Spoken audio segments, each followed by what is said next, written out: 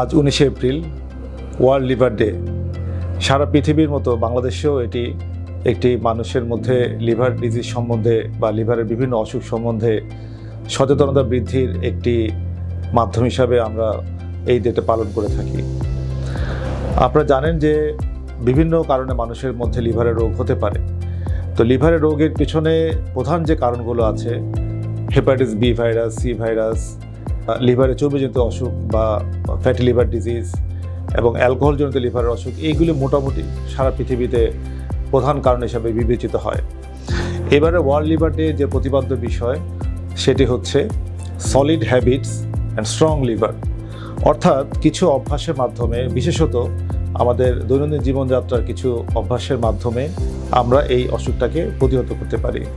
যার আমরা যদি চিন্তা করি যে একটি হচ্ছে মানুষের খাদ্যের অভ্যাস, অর্থাৎ এটি সুষম খাদ্য অভ্যাস খুবই জরুরি। এইটির মধ্যে আমরা যেটি বিষয়ে বেশি জোর দেওয়া হয় সেটা হচ্ছে কার্বোহাইড্রেট জাতীয় খাবার বা শর্করা জাতীয় খাবার, এইটি পরিমাণ সীমিত রাখা। চর্বিজনিত খাবার, বিশেষ করে প্রাণীজ চর্বি জাতীয় খাবারগুলোকে যতটুকু সম্ভব পরিহার করা। প্রোটিন স্বাভাবিক পরিমাণে খাওয়া, অর্থাৎ আমিষ জাতীয় খাবার স্বাভাবিক পরিমাণে খাবেন, এবং শাক সবজি অর্থাৎ যেগুলোতে ফাইবার কন্টেনিং যে খাবারগুলোতে, এগুলো বেশি পরিমাণে খাবার।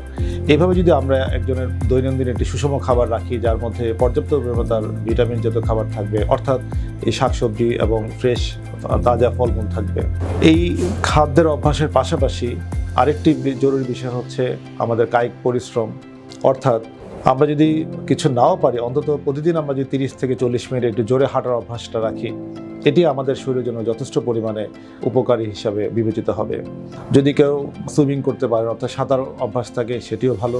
কারো যে সাইক্লিং করেন সেটিও ভালো। অর্থাৎ কোনো না কোনো মাধ্যমে আপনাকে একটি নিয়মিত একটি শরীরচর্চা বা কায়িক পরিশ্রমের একটি অভ্যাস রাখতেই হবে।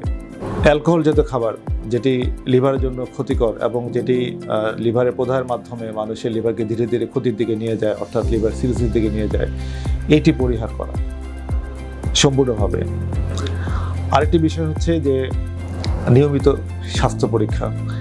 Labaid cancer hospital and super speciality সেন্টারে আপনারা জানেন যে এখানে বিশেষজ্ঞ চিকিৎসকের পরামর্শ এবং অন্যান্য পরীক্ষা নিরীক্ষা এবং ইমেজিং যে স্টাডি, অর্থাৎ আলট্রাসোনোগ্রাম সহ ফাইব্রোস্ক্যান এবং অন্যান্য পরীক্ষাগুলো এখানে সম্ভব।